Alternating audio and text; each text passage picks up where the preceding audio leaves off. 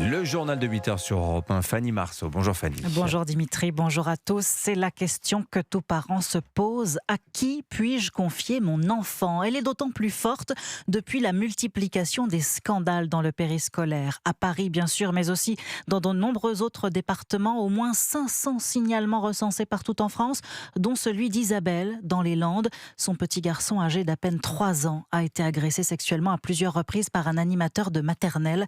Témoignage Europe 1 anonymisé, extrêmement douloureux. Écoutez.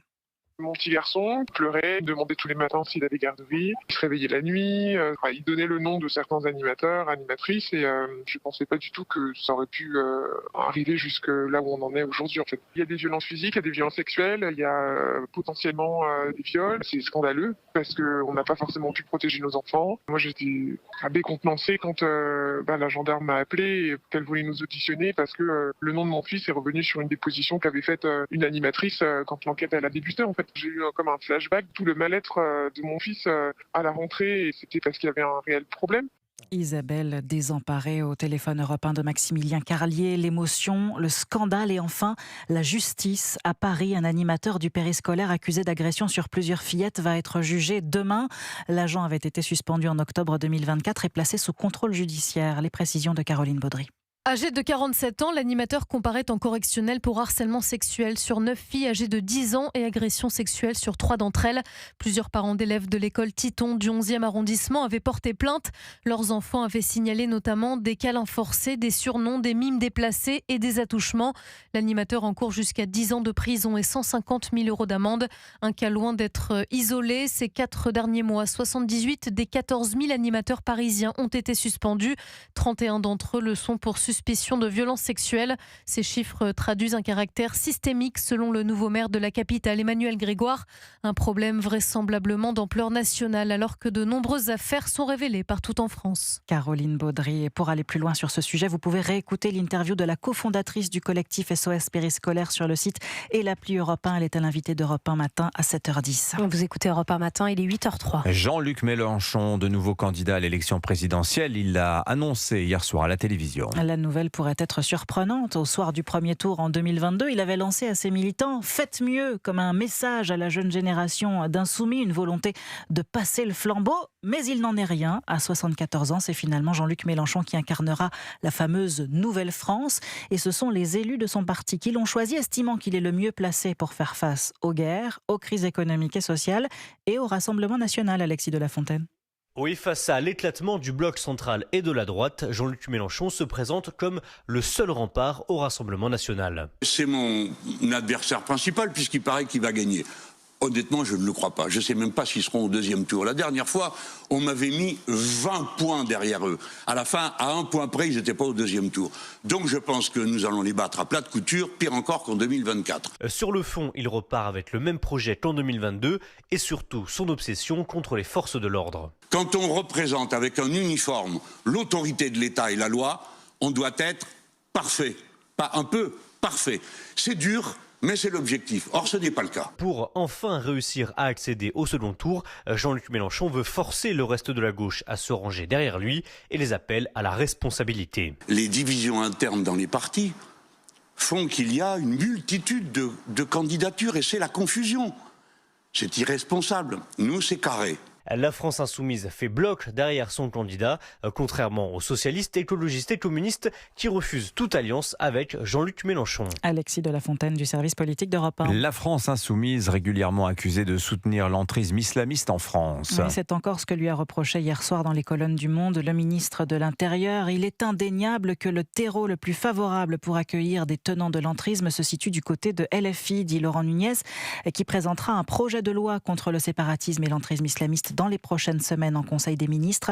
En attendant, une proposition de loi déposée par son prédécesseur Bruno Retailleau sur le même sujet doit être débattue demain au Sénat. Et la semaine prochaine, c'est un autre texte qui est très attendu au Sénat, celui sur la fin de vie. Oui, la Chambre haute avait vidé le texte de sa substance, puis rejeté ce même texte lors du dernier examen. L'Assemblée l'a sans surprise très largement revoté.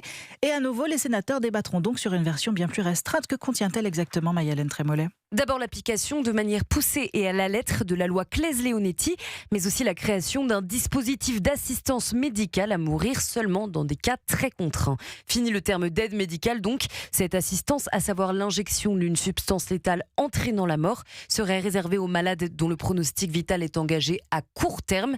Plus de zone de flou sur le sujet du moyen terme, de la phase avancée ou terminale. Selon ce texte, seules les personnes condamnées dans les heures à venir, voire 1 ou 2 jours, pourront y avoir accès.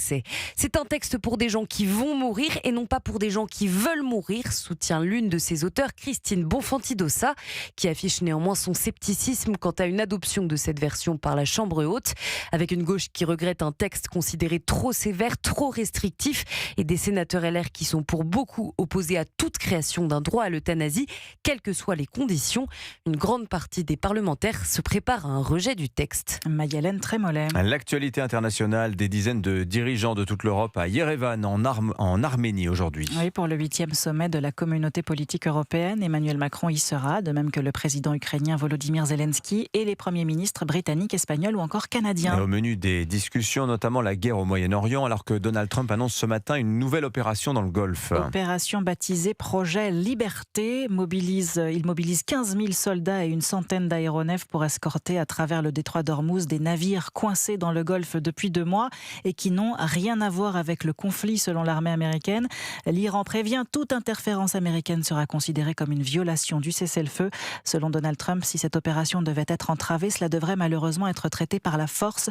Emmanuel Macron appelle ce matin à une réouverture concertée du détroit d'Ormuz entre l'Iran et les États-Unis. Le sport, et ce sera le match à suivre cette semaine évidemment, ce sera mercredi à Munich, la demi-finale retour de Ligue des Champions entre le Bayern et le Paris Saint-Germain. À suivre évidemment sur Canal+. Après un premier match fou la semaine dernière, les Parisiens ont un but d'avance. Ils sont donc favoris, mais alors sont-ils en forme? Leur match nul ce week-end, 2-2 face à Lorient, pose la question. Mais c'était avec une équipe remaniée, ce qui peut rassurer les inquiets, Antoine Bienvaux. Oui, aucune prise de risque. Luis Enrique a fait tourner ce week-end. Seuls 2 titulaires habituels, Désiré Doué et Pacho, ont débuté le match face à Lorient. Stratégie prudente pour éviter une nouvelle blessure après celle d'Achraf Hakimi, d'ores et déjà forfait pour le match de mercredi.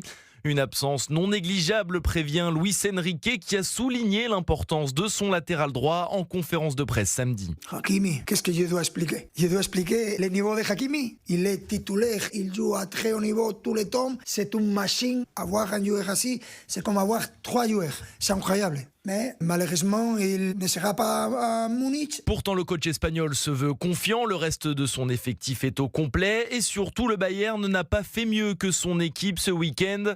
Match nul 3-2 face à la lanterne rouge du championnat allemand, avec là aussi un 11 de départ très remanié. Repos général donc ce week-end pour les 2 équipes qui devraient arriver dans une forme optimale pour le choc tant attendu mercredi soir. Antoine Bienvaux. Merci à vous Fanny Marceau. Dans un instant sur Europe 1, restez avec nous. Sarah Knafo, la députée Reconquête au Parlement européen, est l'invitée de Laurence Ferrari. Il est 8h09 sur Europe 1.